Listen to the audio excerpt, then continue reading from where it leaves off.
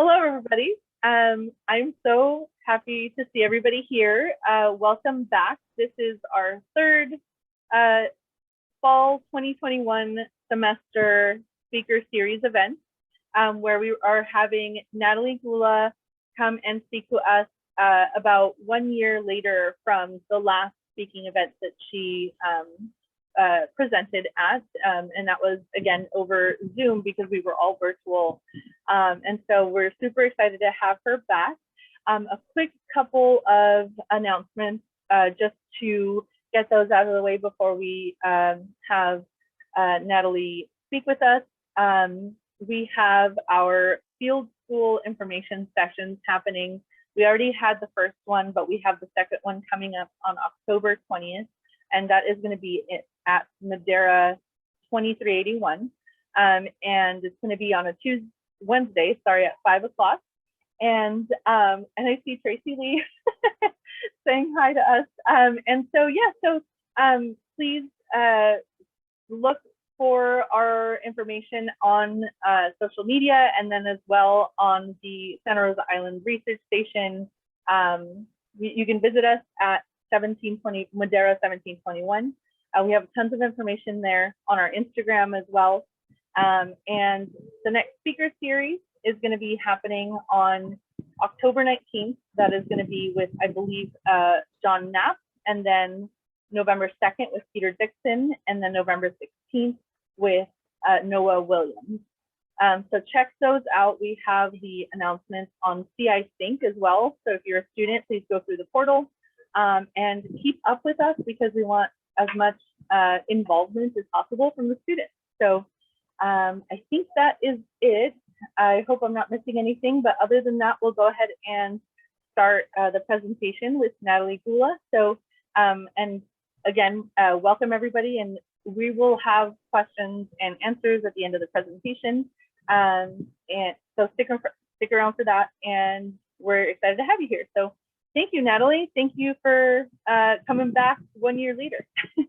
Yeah, thank you for having me. I'm really excited, everybody. Excited to be here. And I just want to thank, the station and the staff and the volunteers and students, and everybody that has been so supportive over the last year. It's just been really inspiring. So yeah, thanks for having me, everybody. And if there are any questions just along the way, just shout out. I don't know how, I haven't been on Zoom in a long time. I forget how this works, but yeah, if you have questions, just ask.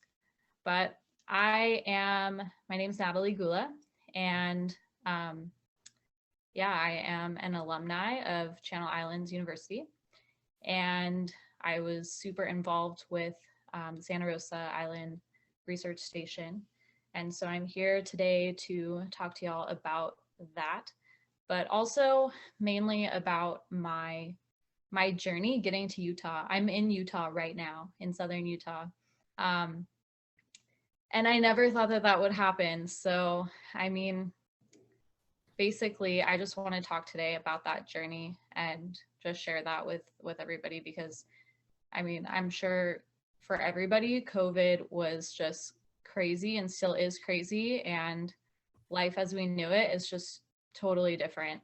So hopefully from my story, I can kind of maybe inspire some people and, let y'all know it's not as bad as it may seem, right? But to start off, a little intro about, I got my associates in art history. I got my BA in studio arts with an emphasis in ceramics. And currently I am an administrator for the St. George Art Museum for the city of St. George in southern Utah. And I'm also a ceramics teacher at the Tilted Kiln, which is a private studio here in St. George. And I also just want to take a minute to talk about this speaker series really quick, because it was kind of my brainchild, I think, if I'm remembering correctly. But back when I was a student, I was the president of the student committee for SRIRS. And so I really wanted to have some kind of platform for professionals who worked out on the islands or in conjunction with the Channel Islands National Park to come back to campus and talk to students about not really so much what they do, but how they got to where they're at in their career. Because I think that is something that students just don't think a whole lot about when they are a student. You know, you're on this linear path as a student. Every single semester, you're just signing up for things. And that flow is great. But once you graduate, I mean, I don't know, it's kind of tricky to maneuver that. So my goal with the speaker series was really to have people come and talk about their stories, just to give students maybe some encouragement or some food for thought. So that's kind of what I'm going to talk about today. So let's just get started. Okay, and bear with me, I'm an artist, right? So everything's very visual for me. So it's mainly photos and I'm just going to talk. Can we just, like, everyone that's here, give a round of applause to Natalie, because I feel like that is a lot of stuff that she was able to do, and the fact that she was able to put together the speaker series, I think that's, I very much appreciate it. So woo! Thanks. Yeah, and I'm really happy the speaker series is still going. Like it's just so cool to me, especially to be invited back. Because the last time I did this, I was living in my van and I was on my phone in a parking lot of a grocery store. And that was a year ago. So a lot has happened and I'm really excited to share this with y'all. Okay, so I'm gonna start at the beginning of my involvement with the station. So this was back in late 2018. I was a student at CI. I had just transferred back. I was actually up in the Bay Area for a little bit. And so I had transferred back down to Southern California to help Marianne McGrath, who is the ceramics professor. She had just gotten a full-time job at the university and I knew her from Ventura College. And so I just really wanted to kind of help her build the ceramics program. So I started going to the islands as an art student. We would go on field trips with Matt Fermansky and Marianne McGrath, who are both professors at CI. And so after going to the islands for, you know, a couple of semesters and doing different art projects there, it was very easy for me to just want to get more involved. So I decided to do my senior capstone project on island as well with my colleague, Patricia Keller, who is like my best friend. So, I mean, it was just a great project. And so this is kind of what you're seeing in the PowerPoint.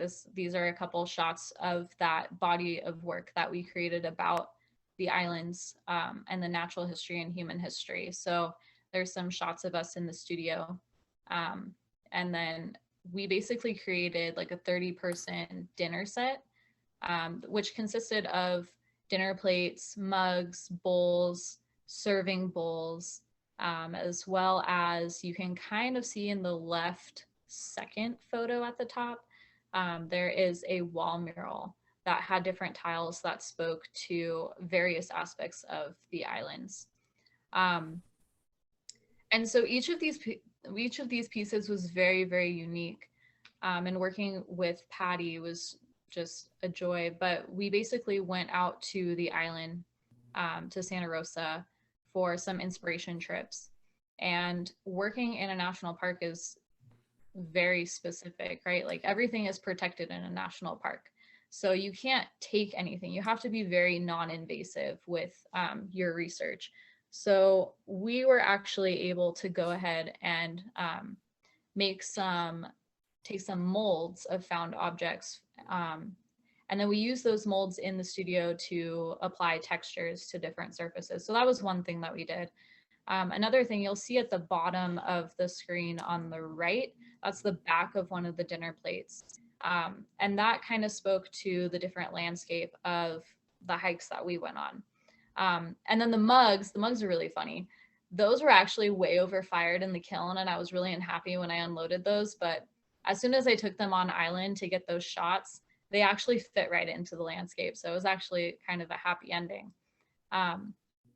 And then the shots up above the mugs, that's all of our dishware that was packed, very, very carefully packed to take onto the boat and get over to Rosa. And so we installed everything. We ate off of our dishes. It was a really fun time. But I think what this experience really taught me was the functionality of conceptual pieces, right? How you blend conceptual and functional into a work of art. Something that's really interesting about a national park is that it's a large space, right? There's a bunch of islands. I mean, it's the least visited national park, mainly because it's hard to get to. And then once you get on island, you can't necessarily go and see every single nook and cranny of the island, right? So how do you convey to visitors the importance of preserving this space? And that, I think, for me personally, I feel a deep responsibility for that as an artist, to convey that importance of preserving specifically national parks. So, I mean, what better way than putting it in functional dishware that you can actually use in your daily ritual of eating and drinking? Like, you're literally holding these pieces. They're coming up to your mouth and they're feeding you. It's like this intimate experience that you have with these vessels. So that's a little bit about that project. But it definitely was a game changer for me just to create a body of work on that scale. If there's no questions about this, I will keep going, but okay. Keep going. Can we say a comment, not a question? You can, yeah, just if you have a question, you can just ask. No, it's a comment. I have eaten and drank in those things. They are awesome. Thank you so much for doing those for us. Wow, that's so cool. Yeah, it's really, see, and that's the point. Like, my hope was really to have visitors who go to the station and use this dishware. They can also apply their own experiences to these pieces, right? If you come back from a long hike and you're so tired, because we all know like those trips out there can be pretty strenuous, and you get back to the comfort of the station, and then there's just these beautiful dishes that you get to eat off of, and you can kind of reflect on how they relate to the landscape, relate to your day, and how they relate to your experience. So thanks for sharing. That's really cool. No, thank you for sharing. That was awesome. Okay. Another project that I worked on with the station was marine debris, Channel Islands marine debris, which was a project that was really championed by Michaela Miller, who you can kind of see, she's sitting in the bottom right. She's sitting in like a throne, which I'll explain, but that's Michaela. So this was her capstone project, but it was such a big project that she obviously needed volunteers. And some of you have probably heard about this project because I think it's still ongoing. But basically, we went out to the island and we hiked down to these remote beaches, and in GPS coordinated transects, we collected as much trash as we could. And then we hiked it all out so that it could later be cataloged and looked at. And then once it was done with the ESRM department, it was actually given to the art department on campus.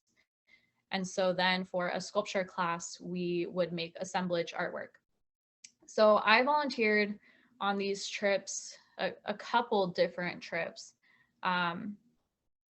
And the longest one we did was 5 days, and we hiked something like 60 miles, and we got so much trash. I mean, I forget exactly how many pounds, but it was something like, I want to say like 1,200 pounds or something like that. But so that was the biggest trip. I think that was the last trip I went on. But I kind of want to talk about the first trip I went on because it was wildly different. It was 3 days, but it was right after this crazy storm. So all the roads were blown out. And so we would typically take the off-road vehicles down to these beaches, but this time we couldn't. And I didn't know this. I was just kind of thrown into the situation. But we ended up hiking like 15 miles a day or something crazy like that. And we're like if any of you know Robin Shea, who works at the station too, she was kind of like leading us on these hikes, and I just remember like pulling up in the off-road vehicle to what should have been a bridge, but I guess it wasn't there anymore because of the storm. And so she gets out, kind of assesses everything, like all the reeds in the river, and she's like, "All right, we got to cross." And she just disappeared like into the water, into the reeds, and I'm like, "What? I'm supposed to follow her? Okay." So anyways, we like then hiked soaking wet down to this beach, and we're picking up all this trash, and then we're hiking it back, you know. And that same trip, I think it was the last day, we totally lost the trail coming back to the vehicle, and we got up onto this one hill where we thought the vehicle was, but then all of a sudden we see it like 3 hills past that. We're like, are you serious? So I mean, that was my first trip, and I just thought that that was normal, but it's just kind of a funny story. After that trip, it was not as hard, and we were actually able to drive right down to the beaches, and it was a lot easier. But so let's see. Some of these projects that I was doing, so like marine debris and then my capstone, they were kind of happening simultaneously. And I'm just looking at my notes to see everything else I need to talk about. Something specific to marine debris was, which I want to just point out too, was the emotional toll which it took, being on island and being, you know, so remote. There's no 911, there's no cell reception, and you're really out there with your team, right? What it really showed me, I mean, the biggest lesson that I learned was how to keep my cool in kind of intense situations. I backpack regularly, but this was very different than that, because you're not hiking on a trail. You're with a small group of people. You're very far from home, and you're getting to these beaches, and they're just covered in trash, like absolutely covered. Yet no humans go to these beaches all year. So that's something that's really emotional. The other thing is that there's just death everywhere. I mean, there's like dead animals, there's bones, and sometimes you can see that that death is the direct result of this trash in this ecosystem. And also too, just looking at where this trash is coming from, like picking up water bottles that have like Chinese on it, you know, and thinking, where the heck did this come from? Like, how did it get here? And then really realizing that maybe it's not me personally who like threw this water bottle away, but at the same time it has to do with like my species. So then we started like coining this term, species guilt, right? And it's a real thing, and it's really something that I still, even a couple of years later, think about heavily on a day-to-day basis, of just my impact. Especially now, because I live in Utah, I'm not super close to the coast, but I still think about, if I throw this thing away, could it end up in the ocean? Probably, right? So it's just something that I wanted to share, because I think that it's important to think about. But anyways, so we were on these trips, and Michaela and I were hiking back from this one beach, and I just remember her going, you know, I really want to have an art show. Like, all of this stuff gets turned into art. Like, it would just be so cool to have an art show. And I said, I can help you with that. Let's do that. So as soon as we got back on mainland, I reached out to some of my friends at Ventura Coast Brewery, and I presented them with the idea of having a marine debris art show at the brewery. And they loved the idea. They absolutely fell in love with it. And so we just started planning, and we had artwork not only from Channel Islands Art Department students, but we also had artwork from some local elementary schools and some other local artists. And so the piece that I had made, you'll see it in the bottom right corner. I made these marine debris thrones with Joe Forrest, who is also in my sculpture class. And these were thrones that we welded together out of metal lobster traps. So we cut up the lobster traps and we assembled it into these thrones, and then we used all the plastic and arranged it in a rainbow pattern, and then just glued it onto these like backings. It was this huge, it was like the piece of plastic that is on a pier that is like the table where you cut up fish. Does anyone know what I'm talking about? Yeah, so it was that thing, and we like somehow got that back to campus. But anyways, we cut it up into pieces and just used those to make 2 thrones. And so the idea of the thrones was really, in art history, who sits in a throne? Like think of like ancient Egypt, right? A pharaoh would sit in a throne because he's in charge. He's the powerful one, so he gets the throne. And I love some of these specifically ancient Egyptian statues of pharaohs enthroned, because the stone, the material that these sculptures are made out of, really tells a story about what was going on in Egypt at that time. Like there's this one, it's King Khafre enthroned. And so this stone is taken out of a quarry in like southern Egypt, but the sculpture is found up in northern Egypt. So what does that tell you about the power of King Khafre? It really tells you he had enough power to not only move this large stone all the way up to northern Egypt, but he also had military to protect that. He had resources to feed all those people. So it just kind of tells you a story about what was going on at that time. So I thought, well, what is our most prominent material right now? Trash and plastic. So let's create these thrones out of this material, and then let's have people sit in them and really think about like where this material came from. Because again, going back to, maybe it's not me personally, but I still can sit in this throne and think about my direct role in how all of this trash got to these beaches. So we showed those thrones at that show. There's some more artwork that is shown on the bottom row of this PowerPoint. So that's more from that marine debris art show. But it was super successful. It happened on a Friday night. We like tripled the brewery's typical Friday night sales. And so it was just really successful overall. Okay, any questions about marine debris? You can just chime in. Comments, anything. Okay, I'm gonna keep going. I have a question. Can you hear me? Yeah, question. What was one of your most challenging moments moving from a year ago to now? From a year ago to now? Yeah, like you were explaining that you had that it was different from a year ago. You were in the Bay Area and you moved to South Carolina. Am I mistaken? Is that correct? So I was in the Bay Area in like 2017, and then I went back to Ventura County from 2017 till 2020.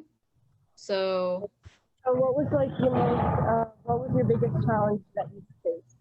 Well, so that's actually a funny question, because I'm actually going to talk about that right now.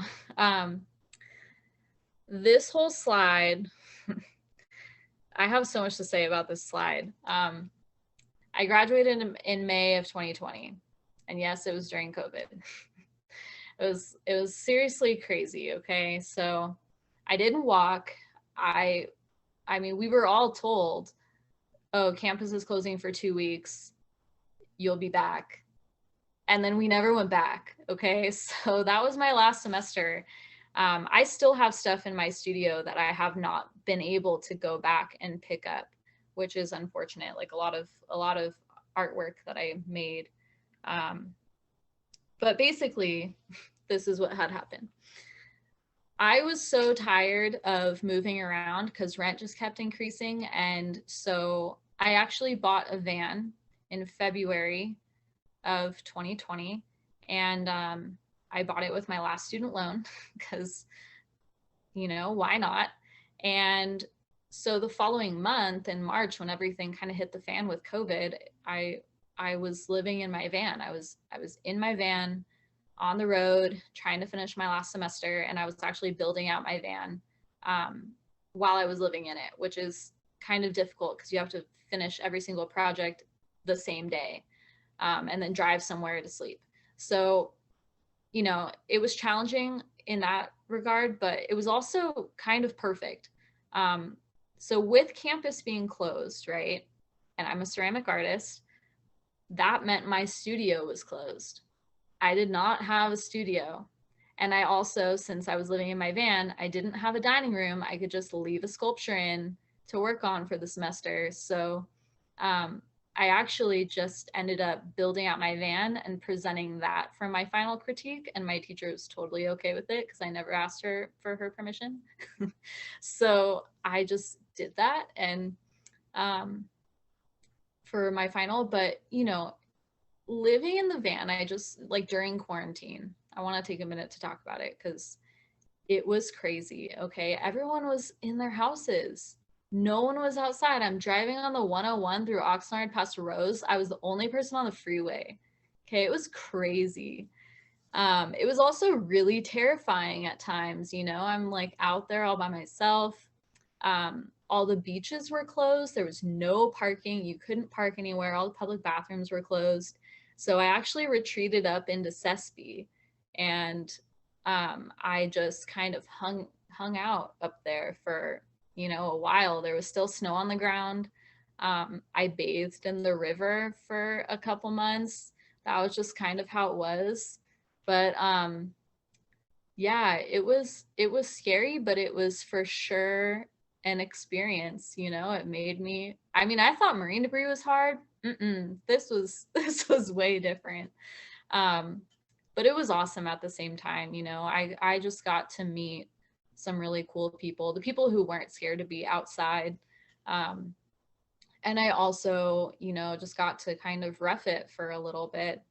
And I traveled too. I went down to Mexico at one point, and I remember getting on Zoom with my professor for the weekly meeting, and she was like, "Where are you now?" Like, "I'm in Mexico." She's like, "What? But they're gonna close the borders. What are you doing? Get back here."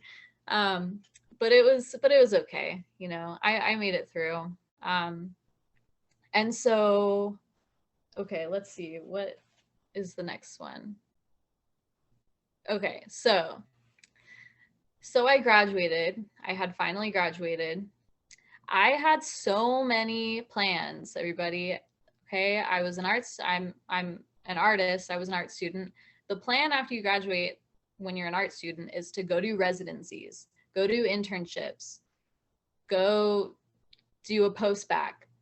All of that was canceled. It was out of the question. Okay, I had things lined up and it just all fell through. I was supposed to go up the coast and do some internships in Mendocino area to do some wood fire pottery stuff, but you know, COVID just was not allowing that. And then all those fires, just, I mean, we all know, we're all Californians, the fires just really, not this past summer, but the summer before, were awful. And so I was about to leave in my van. I was at like Emmawood State Beach. I was about to leave in my van, and every single place I had planned on camping on the coast, every single place was on fire. So I had no idea where to go, but I knew I had to go because I was ready. So I went up and I stayed a night in Stockton, of all places. But I had met this random person who was a surfer, and he was also heading up north. So we had exchanged numbers, and he texted me. He's like, "I'm in the Sierras. What are you doing?" So I said, I'm going to go to the Sierras. So I went. And I ended up, I mean, long story short, I ended up actually all the way up in Tahoe. It was just kind of this weird series of coincidences that had me go to Tahoe. But my family is actually, I mean, they lived up in Sierraville for 50 years. And so I kind of knew the area. I went up there skiing with my mom every winter as a kid. So I was familiar with the area, and it's such high elevation that it wasn't super smoky. So being in the van and trying to escape the smoke, it kind of pushes you places that you wouldn't think you would actually go to. But you know, I had nothing else to do, so I went up there. And I ended up meeting a bunch of forest rangers in Tahoe National Forest. And just after talking with them, they just invited me to stay with them in this closed campground, because they were living at this closed campground because of COVID, since they couldn't live in the barracks. So, and some of them were from Southern California too. We were all kind of the same age. So they just invited me, and we had a bunch of friends come to this campground. I lived there for 2 months, and we just started climbing. And one of the forest rangers actually is my boyfriend now, so I met him there. And it was just great. I mean, we just climbed and we hung out at the reservoir, and we had kayaks, and went backpacking. And I mean, I don't know, it was just kind of the thing to do. It was summertime, and it was awesome. And it was not smoky. So that was cool. And that's actually a picture of us in the top right. And we all had these funky glasses. So I thought it was a funny picture. Okay, so then it started kind of getting cold, right? I'm up in the Sierras, winter is coming. So Kyle, who is my boyfriend at the time, we decided that we would leave Tahoe and we would just be in my van and we would go east. So, so that we could climb. So we went to Yosemite first. And then we also went to, we went to Red Rocks outside of Vegas, and went climbing. And then he had a friend out here in Utah who was climbing, and he said, I'm gonna extend this invite to you both if you want to come and stay. I'm on some BLM land, and I'm climbing out here in Zion. And you know, Kyle and I just kind of looked at each other and we're like, yeah, why not? Let's go check it out. So if any of you are familiar with the Eastern Sierras, the 395, it's kind of a whole lot of nothing, wonderful nothing. But, you know, as far as like towns go, it's small towns, right? I thought it was going to be like that out here, but I was pleasantly surprised that it was not.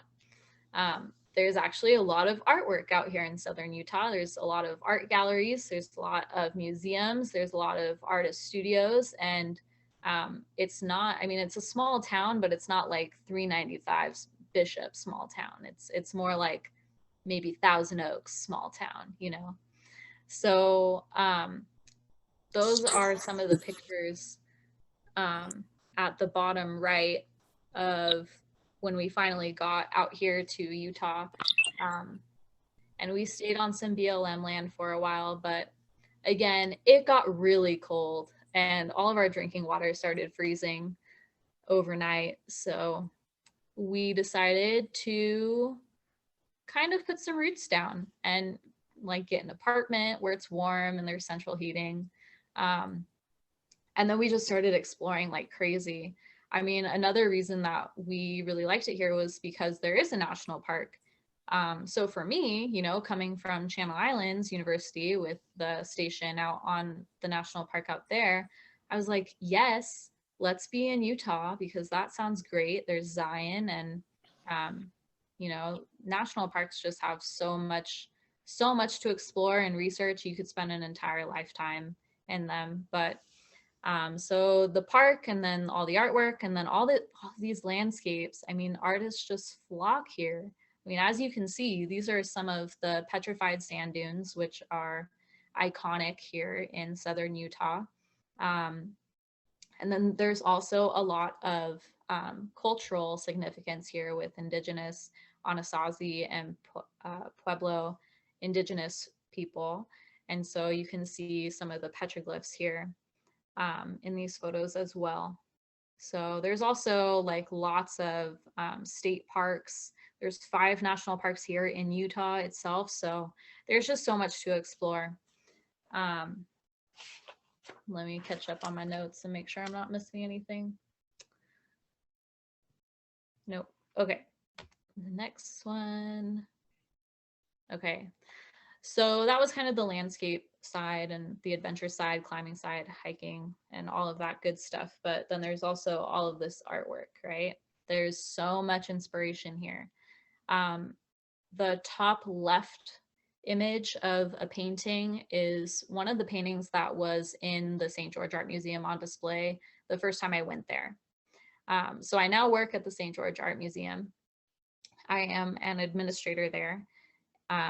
But some of these images are from the art museum. So the two photographs actually are from a project by Ansel Adams and Dorothea Lange from their, they did a collaborative project back in the 50s called 3 Mormon Towns. And so I was really inspired by those photographs of just how this place was back in the 50s and how it is today as like a booming city and economy.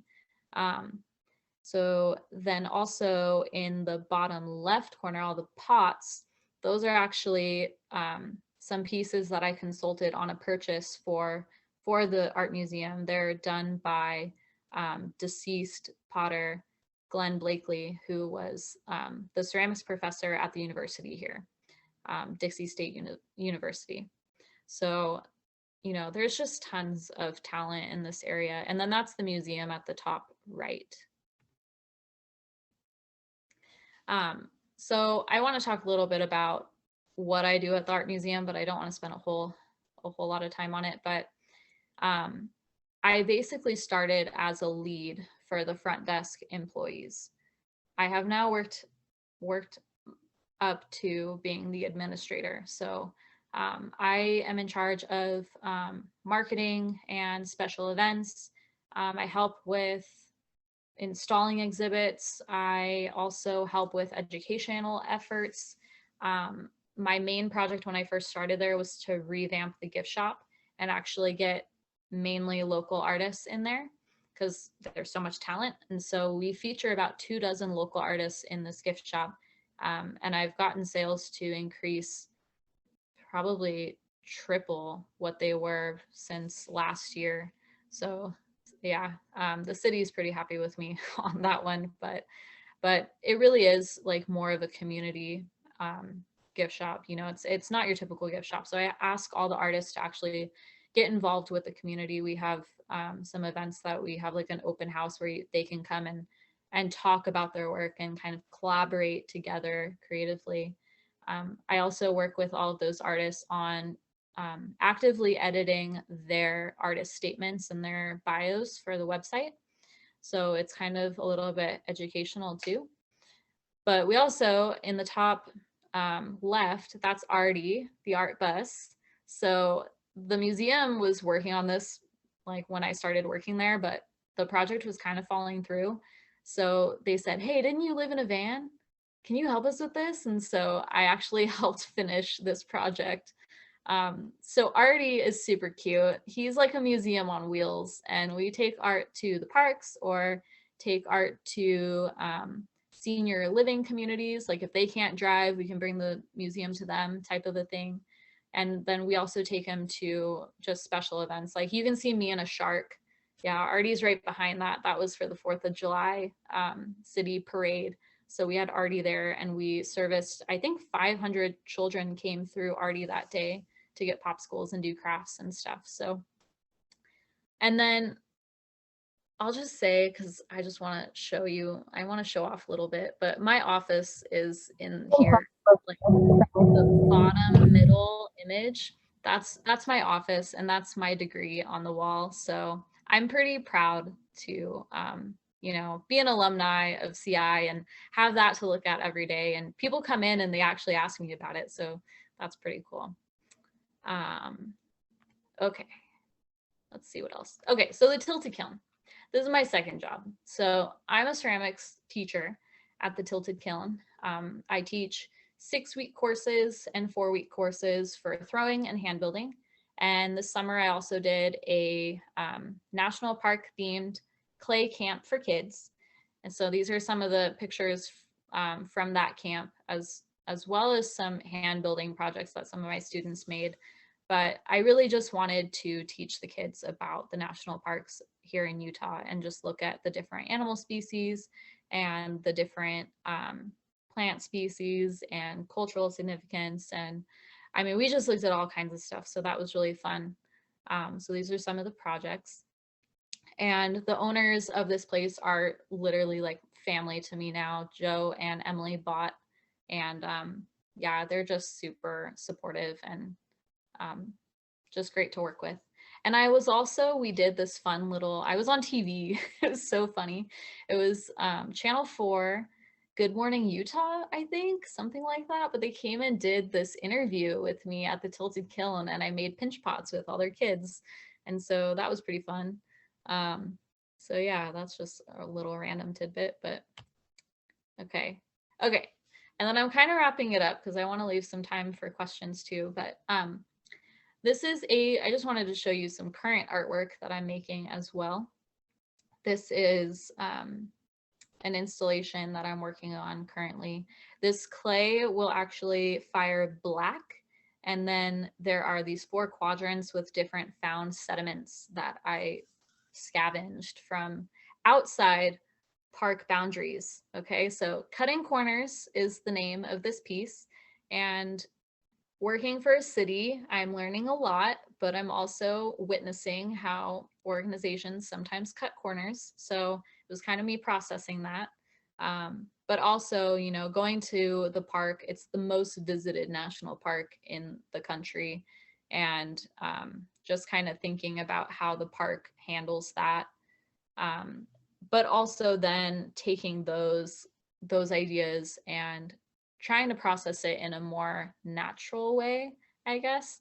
I just felt very compelled to make this, to be honest. But these are just some of the shots that I have in the process of making it. I still need to fire it, but it will actually go up on the wall. Each tile will have like a wire on the back, so I can just mount it.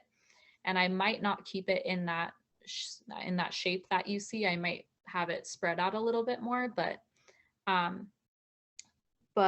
you know, the process of making these little tiles is I roll out, well, I kind of patty cake a slab of clay, and then I lay it out and rip the corners off to create those rough edges. So that's another reason why it's called Cutting Corners. But it also, as I was talking about it with a friend the other day, I started thinking about how the Colorado Plateau here, which we're at the very edge of the Colorado Plateau, it's actually being pushed on all sides of that plate. And so it's just being lifted up.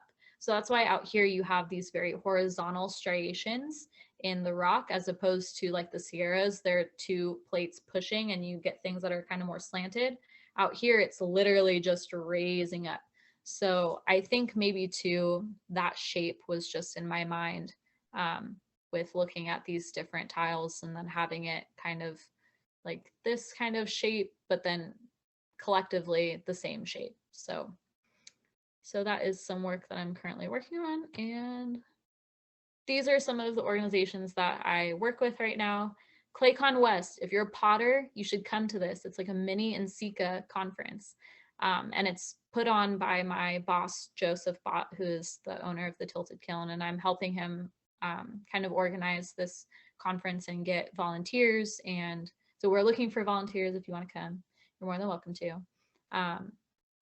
And then I just went to the Art Summit, which is here in St. George, and it's all of the local artistic organizations. We have like the Arts Commission was there.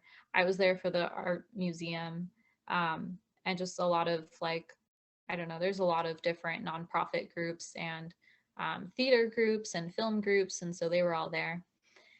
And then the top left, that's the St. George Marathon. I just volunteered. Well, I was working because I'm a city employee, so I had to kind of work the marathon.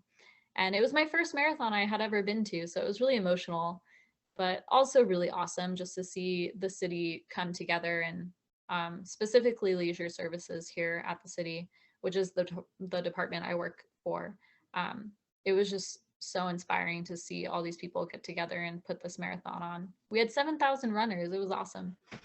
And then the Zion National Park Forever Project. I just wanted to put that in there because I am so I'm a candidate for the artist in residency for 2022 in Zion. And not everybody knows this. Well, everyone's going to know this now, but I have an interview this week for the residency. So I'm hoping I get it. I was like one of 8 people that were selected for an interview. So I'm just happy I got an interview, honestly.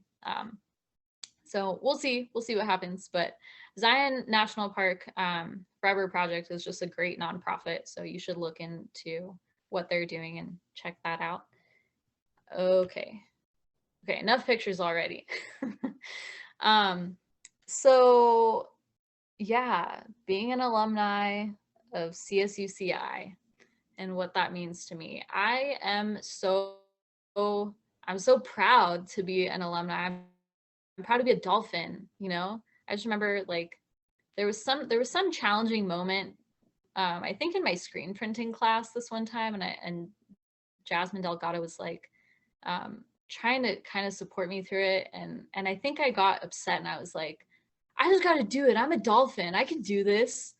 And so, you know, and especially with everything that transpired during like the last semester with COVID and whatnot, I mean, and it's not just me either. Like my entire class that graduated that semester, I mean, I don't know how we did it. I miss all of them. I didn't get to say goodbye to anybody, but you know, I'm just relieved, I guess, that I have my degree. I mean, it took me several years to get that, but it's something that no one can ever take away from me. So this is the reason why I wanted to share all of this with you. Okay, I'm gonna wrap it up this way because I just want students now to really realize that you are gaining knowledge and skills and experiences as a student that you will take with you no matter where you go or what happens, right? Like no one can take that from you. And when you graduate, you may not get the exact job that you want. You may not get the exact, I don't know, internship or post-bac or whatever that you want. But the main point that I really want to make is to just keep your options open. I mean, it says it right here, but keep your options open, plant seeds, water them, and see what grows. Okay, seriously, like that's all you can really do. Don't be discouraged. It's not a linear path. Like you've been in school for X amount of years, and finally, for the first time when you graduate, it's not necessarily like your advisor is telling you what to do. You know, you kind of have to just go for it. And you know, I'm very much a supporter of telling people if there's a job that you are really interested in and maybe it doesn't pay a whole lot, I would still kind of encourage you to take that job. Like that's what I did. You know, I started at the very bottom of, you know, a front desk person, receptionist at the art museum, and now I'm the administrator for that, you know, and it has paid off. It really has, because I didn't have to go get some random, I had an interview to go work at a print shop to like make signs for businesses. And I didn't want to do that, even though it paid $10 more an hour than what I was making at the museum. So, you know, it's kind of just like, don't be afraid to say yes and just go for it. You know, don't be afraid. You have the skills. You're a Dolphin. You can do it and just get to where you need to be. So having a little faith goes a long way. And so what's next? Well, I kind of already spoiled that surprise, and I may or may not get the residency, but even if I don't, I mean, there's so many things that I'm doing here, and the artistic community here is just so supportive and robust. So I'm just excited. I'm excited to be here and doing things. And yeah, I guess I'll end on that note. But if there are any questions, I would love to take some questions. So thank you, everybody. Awesome. Yeah, let's take like a quick minute. If anybody wants to unmute themselves and just give her a round of applause, everybody. And, you know, we're all rooting for you. Hopefully, you know, we want you to get that residency for sure at Zion. So that'd be really, really, really cool for you. How Yeah. exciting. Does anybody have questions? You can either speak up or put it in the chat as well. Natalie, it was great seeing all your accomplishments and hearing your success story. That's pretty amazing. And I'm really impressed that you are out there guiding other people in those directions, giving the advice. That's really good. And I'm jealous. You get to be outdoors more than I am in all those special places. But the other thing too, on the islands when I was there, I'll never forget all the plates and bowls and cups that we did. Yeah. So anyway, thank you for your presentation. It was very, very inspiring. Thank you, Paul. It's good to see you too. Good to see you. Good to see you. Hey, Maestro. Take care. Bye. Absolutely.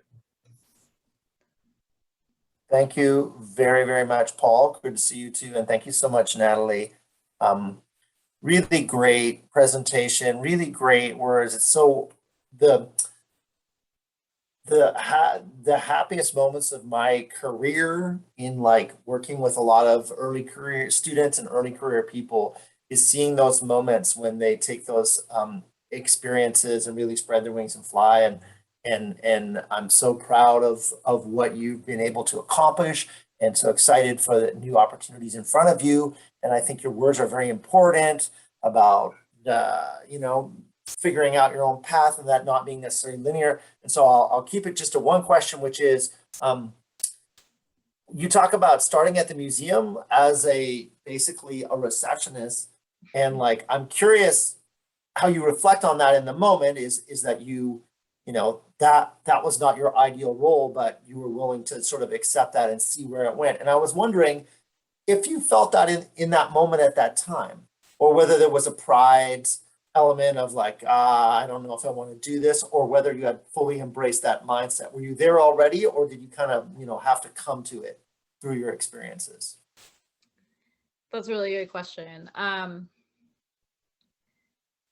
No, I think I knew that it was like a stepping stone, I was just pretty jazzed about working in an art museum, I'll tell you that, but no, I was constantly just trying to better that place for the employees. I mean, it didn't take me a long time to realize that the wages were super outdated for the city, right? It's like a growing city, but I actually worked with staff on getting together some wage comparison reports that we wrote up, and we looked at specifically art related jobs in this region, in this state, in this city. And then, for me personally, like what someone with my degree on average would be making in those different like nationwide, region-wide, statewide. And so we put together this report, me and the other receptionist there, and it actually made a big difference because they really took it to heart. We sent it to some people in the city that we probably shouldn't have been emailing, but it was fine. And they actually took it to their budget hearing at like the end of the fiscal year. And so it actually resulted in the restructuring of all part-time wages citywide.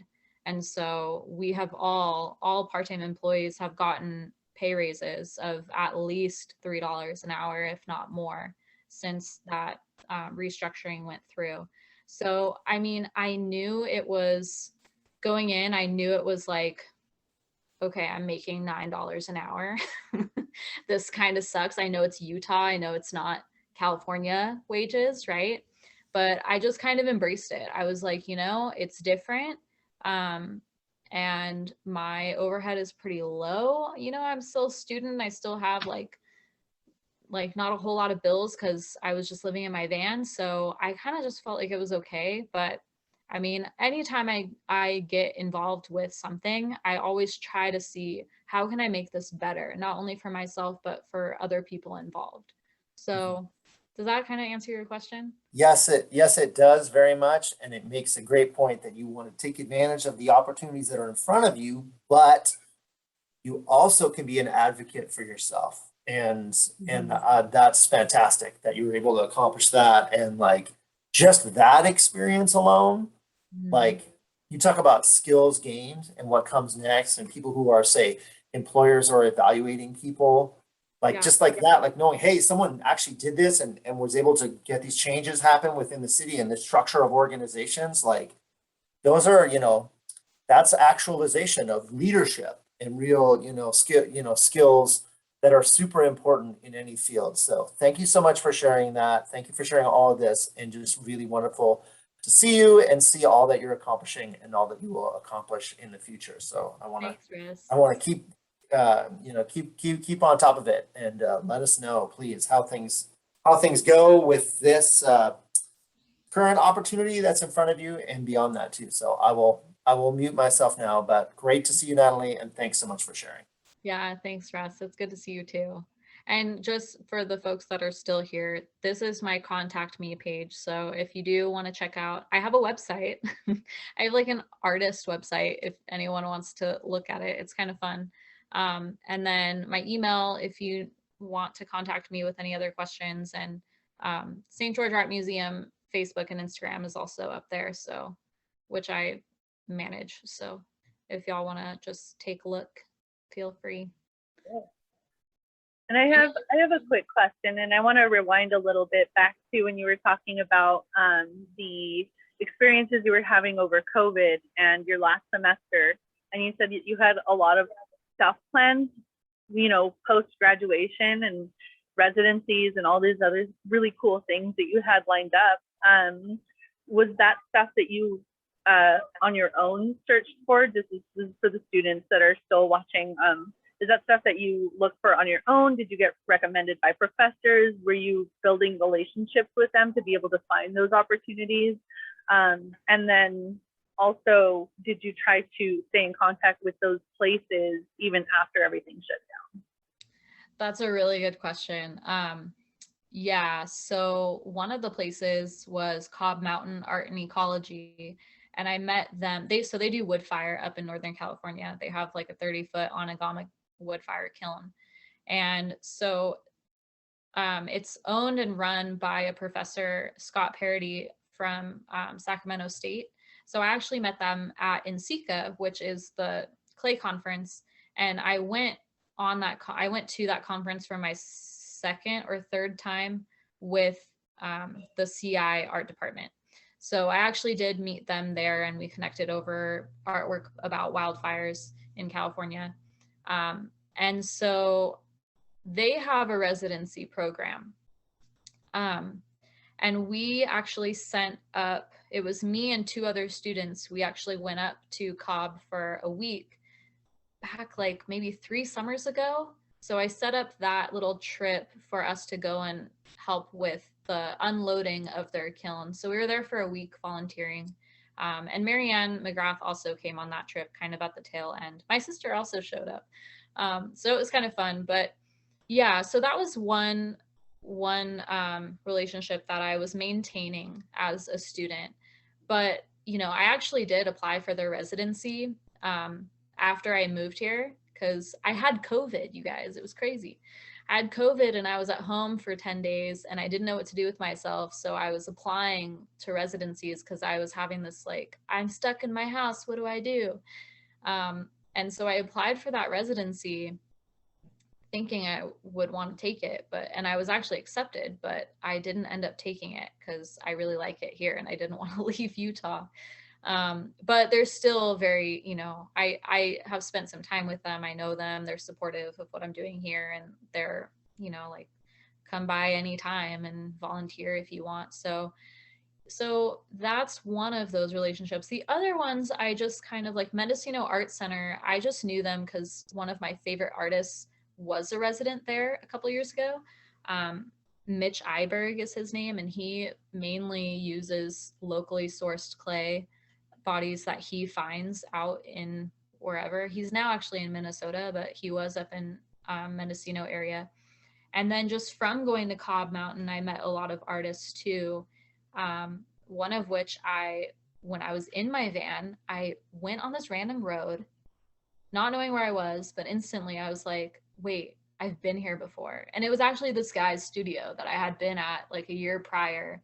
And so I randomly like drive up to his house and he's there. And I'm like, do you remember me? Like, I was here a year ago. He's like, what are you doing now? And I'm like, I don't know. I was just trying to find a place to park. And I didn't really realize where I was.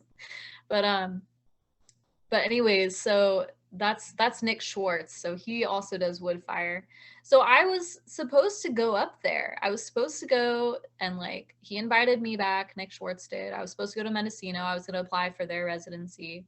But all those places were up in flames. I also met this woman on my travels in the same area, and she was building a pottery studio in her basement of her giant house. And she was like, oh, can you consult on how I build this studio? Can you help me build this studio? And then can you live with me for X amount of time and teach me ceramics?